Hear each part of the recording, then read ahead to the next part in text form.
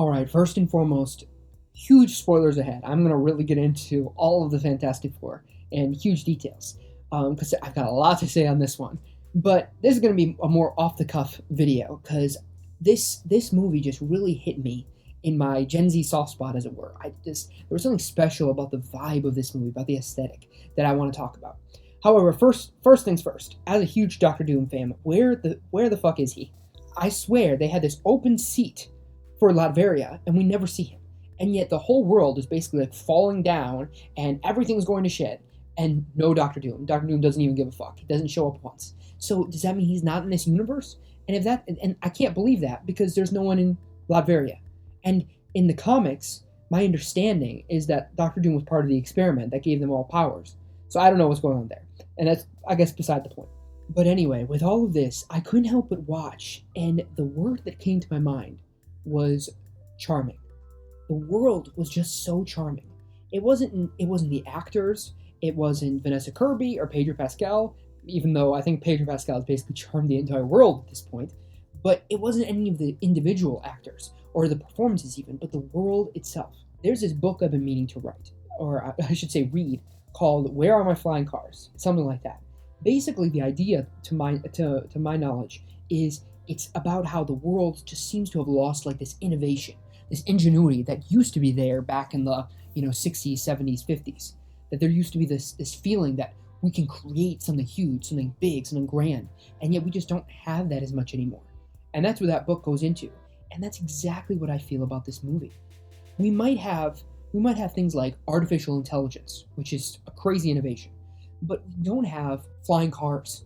It seems like a lot of our innovation has gone into this kind of software space.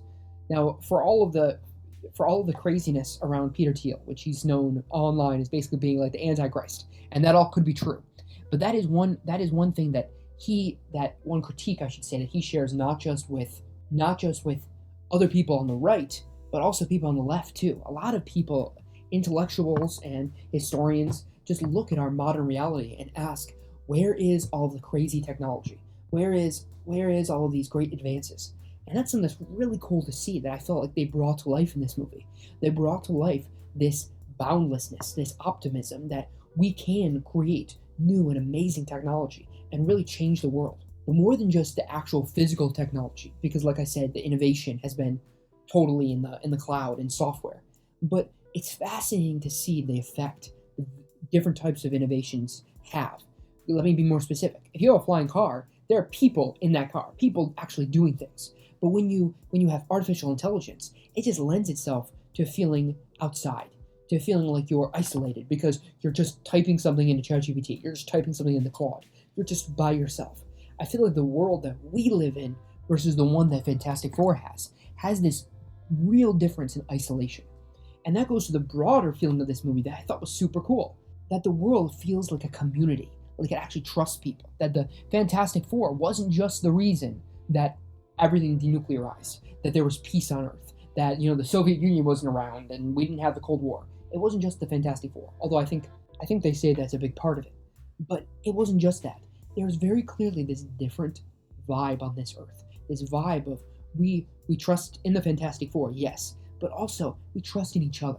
I think a great example of this is how Sue Storm goes out and just gives a speech. There's like all of these people protesting out in front of the Baxter Building, upset.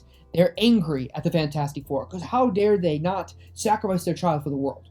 And if that had been put in today, let's be honest, they would have beaten down the door. World governments would have told them you have to give up your child. There's no way that you could go out like she did and just give a speech and everyone would have been okay with it. That to me was one of the biggest jumps, the biggest leaps in plot hole logic and plot logic, that you could just give this like little speech and that's good enough for all of these angry people. And yet, that was also one of the most beautiful parts of the movie. One of the most refreshing parts. That's the word, refreshing. I felt like this movie in particular showed us the world that we almost feel like we could have lived in, had there not been what there isn't in this movie. So that's one of the other big things that's super interesting to me, is with all of this new technology, there's something noticeably absent. There are no smartphones, no internet, there's no social media, and I feel like that's on purpose, to be honest with you. I don't think this is a 60s thing. I feel like it's very on purpose that there isn't even a facsimile of those things, because that has been exactly one of the ingredients, which is divorced families, which is divorced couples, which is divorced you from me and everyone from other groups and Republicans from that, and all of these groups just totally have been bisected, cut across, been isolated from each other. And I think a big part of that is this internalizing effect that smartphones have on us and that the internet has on us, that where we isolate ourselves to our own echo chambers, where anger becomes a type of currency online. And that's something that is totally absent from the movie. And while from my Gen Z mind, it's hard for me to imagine a world that isn't upset and doesn't force the Fantastic Four to give up their child, and is okay with a bunch of protesters who are really upset about this. They're just okay with one little lecture, one little speech from Sue Storm, and then the whole world comes together to make these gates to go against Galactus. There's something that is so foreign and seems like such a plot hole, and yet at the same point is also so refreshing and so beautiful to me, that there could be a world and a community that would act like that even to begin with. More than just like the outside vibe of the world itself, this kind of retro-futuristic 1960s vibe, more than just the people who seem to come together and the community that was in the background. You can see this with the ensemble cast of the Fantastic Four. They to me feel like the very first real family of superheroes that we've gotten in all of the MCU. Unlike the Avengers, which at times might have had a little bit of that family vibe, but they were the first time where it genuinely felt like not one of them could stop Galactus by themselves, that they genuinely needed each other in order to succeed, that they couldn't have done it without each other. And there's this trust, even amid all of the back and forth and with some of the friction, particularly between Sue Storm and Reed Richards. There was still this backdrop of trust, of believing that even if things go wrong and even if they're upset with each other, they would still have each other's back, even if they were upset, even if they didn't like the way that Reed was thinking, or didn't like some of the ideas he came up with. They still believed in each other. And I thought that was another really beautiful part of it.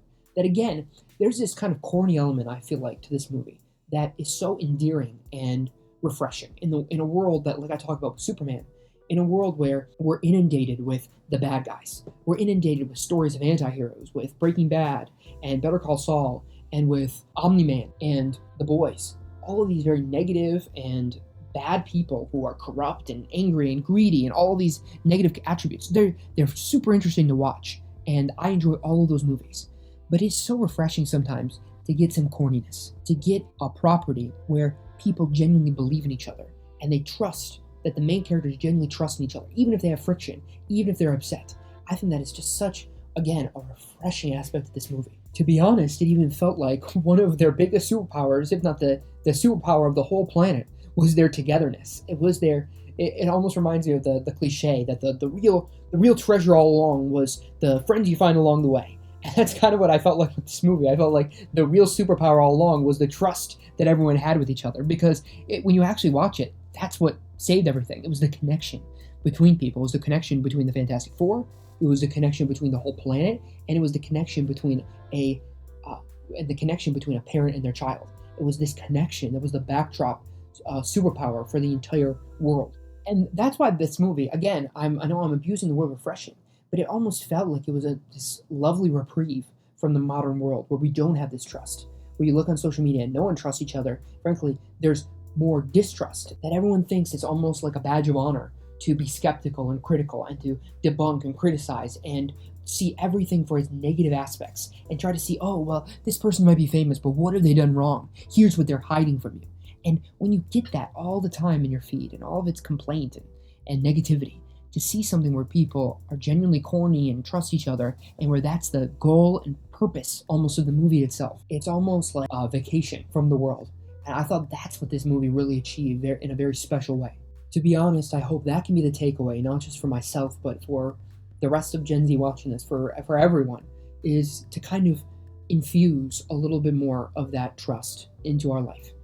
And I know this might be preaching, and I'm probably preaching to myself here, but I think that's what we're missing. We've totally overcorrected. I talked about this in my Superman video. We've totally overcorrected too far to the distrust and skepticism.